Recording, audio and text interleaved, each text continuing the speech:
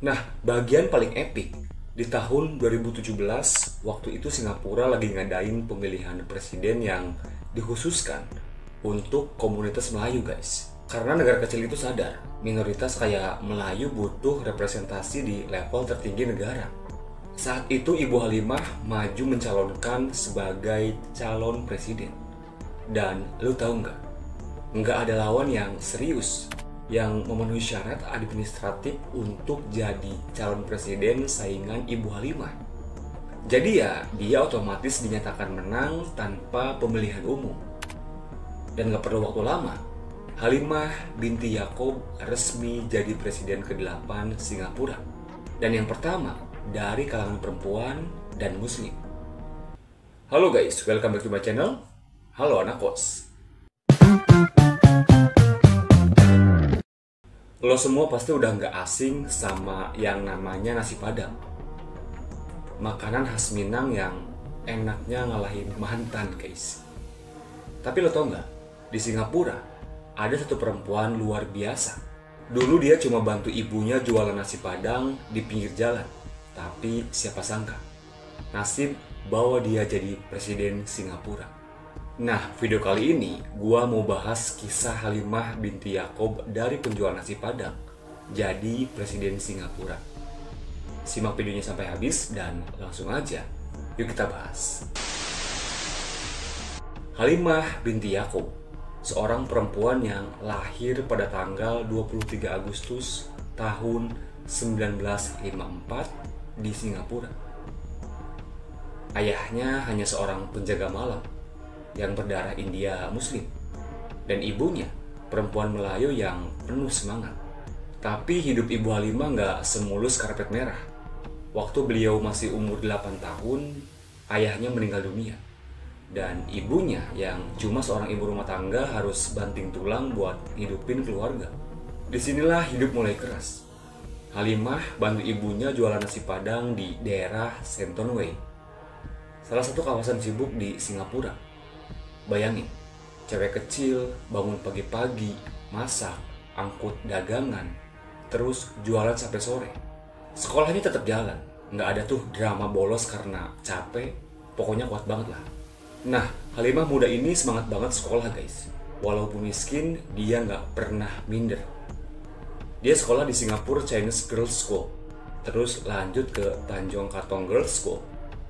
Tapi bagian kerennya, dia keterima di Faculty of Law National University of Singapore. Dari anak penjual nasi padang, jadi sarjana hukum. Keren nggak? Setelah lulus, Halimah kerja di NTUC, alias National Trades Union Congress. Ya, semacam serikat pekerja di Singapura. Dan lo tahu nggak?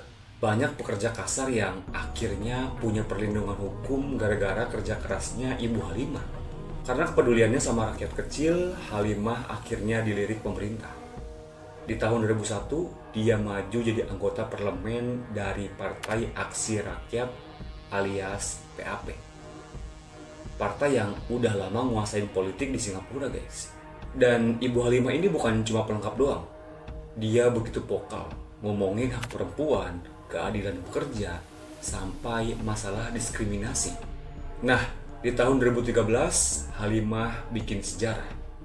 Dia jadi Speakers of Parliament, alias Ketua Parlemen Singapura yang pertama dari kalangan perempuan. Dan yang lebih gilanya lagi, dia orang Melayu pertama yang duduk di posisi itu. Dan kalian tahu bagian paling epicnya? Di tahun 2017, waktu Singapura ngadain pemilihan presiden yang dikhususkan untuk komunitas Melayu. Karena negara kecil itu sadar, minoritas kayak Melayu butuh representasi di level tertinggi negara. Waktu itu Halimah maju mencalonkan sebagai calon presiden. Dan lu tahu nggak? Saat itu nggak ada lawan serius yang memenuhi syarat administratif jadi pesaing calon presiden. Jadi ya, dia dinyatakan otomatis menang tanpa pemilihan umum. Gak perlu waktu lama, Halimah binti Yaakob resmi jadi presiden ke-8 Singapura. Dan yang pertama dari kalangan perempuan dan muslim. Tapi meskipun udah jadi presiden, Halimah tetap sederhana. Dia tetap tinggal di rumah flat HDB, semacam rumah susun rakyat gitulah. Pokoknya bukan istana presiden. Bahkan banyak tetangganya yang kaget. Loh, ini tetangga gue presiden. Selain itu dia juga dikenal nggak suka protokoler yang ribet. Jalan kaki ke acara, ngobrol santai sama rakyat, dan tetap angkat suara buat kaum minoritas, perempuan, sama pekerja. Kepemimpinan Ibu Halimah ini lebih ke simbolis. Karena sistem di Singapura emang presidennya bukan eksekutif kayak di Indonesia guys. Tapi simbol itu penting. Dia buktiin ke dunia kalau perempuan muslim bisa jadi pemimpin negara tanpa harus ninggalin identitasnya. Nah, kisah Ibu Halimah ini ngajarin kita satu hal yang penting. Asal lo kerja keras, tetap rendah hati dan pegang nilai kebaikan, lu bisa tembus batas apapun yang orang lain tetapkan buat lu. Jadi mulai sekarang, kalau lu lagi makan nasi padang, coba deh pikirin. Siapa tahu yang masak itu ibu-ibu dari calon pemimpin besar. Pokoknya jangan remehkan siapapun, karena kadang dari tempat yang paling sederhana muncul cahaya paling terang. Gua tunggu pendapat lu di kolom komentar. Menurut lu, kenapa Indonesia yang mayoritas muslim belum pernah punya presiden perempuan yang berhijab? Kira-kira menarik gak buat gua bahas? Dan mungkin itu aja video gua kali ini. Terima kasih yang udah nonton, terima kasih yang udah subscribe. Thanks for watching, sampai jumpa di video berikutnya. Bye-bye.